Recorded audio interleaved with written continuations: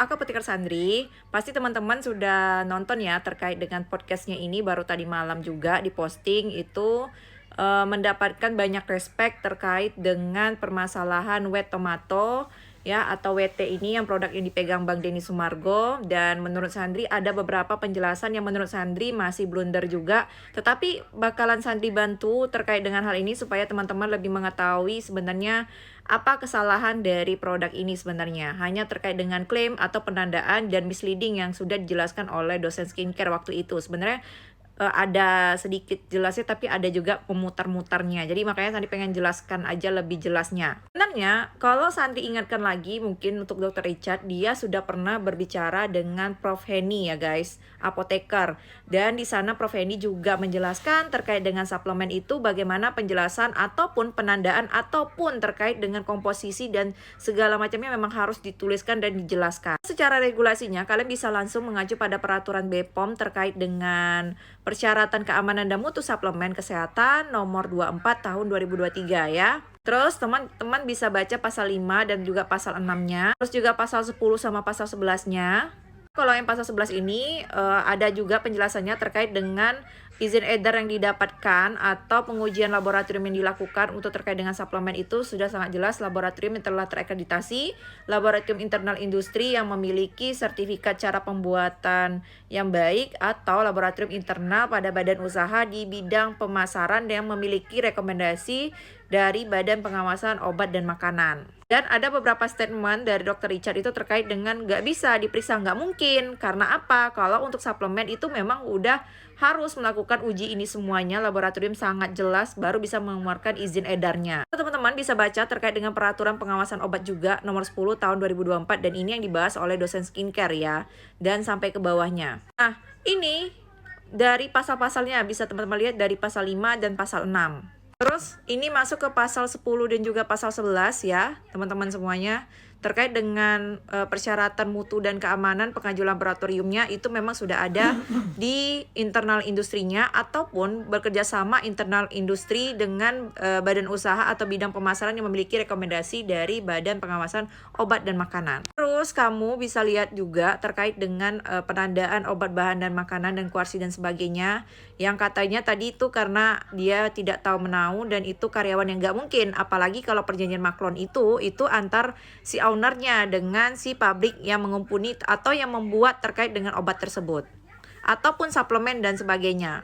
Nah, ini kalian bisa baca juga terkait dengan penanda-penandaan seperti pasal 2 ya. Yang ini sampai ke bawah. Ini penandaannya dari kemasan primer. Kemasan primer itu yang langsung bersentuhan ya dengan bentuk sediaannya gitu. Terus kemasan sekunder yang kotaknya itu, dan juga ada brosur dan leaflet seperti itu. Nah, terus kalian bisa lihat kriteria penandaannya itu ya, yang dibilang misleading itu memang sangat nampak sekali. Nanti akan saya bikin di akhir sesi. Dan ini kalian bisa lihat nih ya sampai ke bawah. Terus kalian bisa lihat ini terkait dengan ini. Terus bisa lihat sambungannya seperti ini. Ya, kamu bisa lihat sampai di bawah ini. Oke. Nama produk, izin pelaku dan segala macamnya ya. Terus kamu bisa lihat juga di sini ya dari pasal 8, 9 dan 10. Terus yang ini, terus nih ya, terus ini terus izin edarnya tuh kalian bisa lihat. Nah, nih. Ya. Oke, ini adalah beberapa produk ya, teman-teman. Jadi kalian bisa lihat terkait dengan produknya. Ini ada Glubio, terus ada Meprotion dan juga ada WT. Isinya sama semuanya. Dan khasiatnya juga sama, yaitu membantu melihara kesehatan kulit ya. Jadi kalian bisa lihat sendiri, ini nomor BPOM-nya itu sangat jelas sekali, sama semuanya. Dari bentuk-bentuknya hanya perbedaan dari strip atau bentuk stripnya sama berapa isinya per dalam satu itu stripnya. Itu ada yang bentuk isi 6, ada yang bentuk isi 6 juga, ada yang bentuknya 3 strip isinya 10, seperti itu ya. Tapi semuanya intinya sama isinya kan tuh. Reduce L-glutathione, reduce L-glutathione, reduce L-glutathione. Mungkin teman-teman ingat dengan pernyataan yang diberikan Dr. Richard waktu itu bahwasanya itu dari ya ekstra tomat ya. Tapi kalau benar itu ekstrak tomat, harusnya dituliskan seperti ini. Oke, Sandri ambil ini dari postingan Dr. Ika. Ini adalah salah satu contoh ya. Postingan nanti Sandri akan lihatkan BPOM-nya. Nah, di sini kalian bisa lihat ya, isi kandungannya itu adalah Solanum, Lycopersicum, fructus extract. Oke, sebanyak berapa dan banyak lagi nih. Kategorinya adalah ekstrak. Jadi kalian harus benar-benar hati-hati dan sangat jeli. Dan nomor BPOM-nya sudah Sandi cek, ternyata ada tertulis. Ya, ada tertulis Solanum dicopersicum fructus extract. Dari nomor cek BPOM-nya aja sudah kalian bisa lihat kan. Dan yang di sini adalah membantu melihara kesehatan tubuh. Dan pada kasus ini ada beberapa yang menurut Sandi blunder, yaitu sebenarnya terkait dengan jeruk adalah vitamin C. Enggak kayak gitu ceritanya. Jadi beda. Kalau ekstrak ya ekstrak ya. Kalau ekstrak tuh pasti bakalan tertulis ekstrak. Kalau dia memang isolate itu misalnya kayak L-glutathione reduce tuh harus ditulis L-glutathione reduce atau L-cysteine. Seperti itu. Jadi menurut Sandri sudah sangat blunder sekali kalau di bagian ini sebenarnya. Dan kalian bisa lihat sendiri ini nomor BPOM-nya, dan juga BPOM juga akan menuliskan terkait dengan isinya di sini. Komposisinya sangat jelas kalau untuk kategori suplemen. Jadi kembali lagi pada teman-teman semuanya, bagaimana pendapat kalian? Dan ini memang sangat jelas tertulis.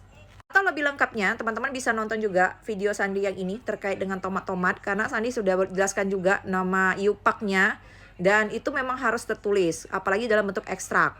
Beda ya sama isolate atau yang dikenal dengan sintesa. Di sintesis tuh nanti dapatkan satu, misalnya contohnya L-reduc glutathione pakai senyawa-senyawa tertentu. Nah, dibuat atau di sintesa seperti itu. Jadi bukan ekstrak ya, Dok. Kami berharapnya mungkin ekstrak gitu, tapi pernyataan dokter itu menurut Sandi enggak lah.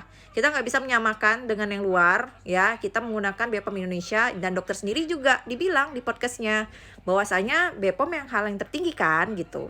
Baru aja podcast sama Prof Henny gitu kan. Kok nggak ingat? Oke lah ya, segitu aja. Terima kasih. Salam petik Sandri.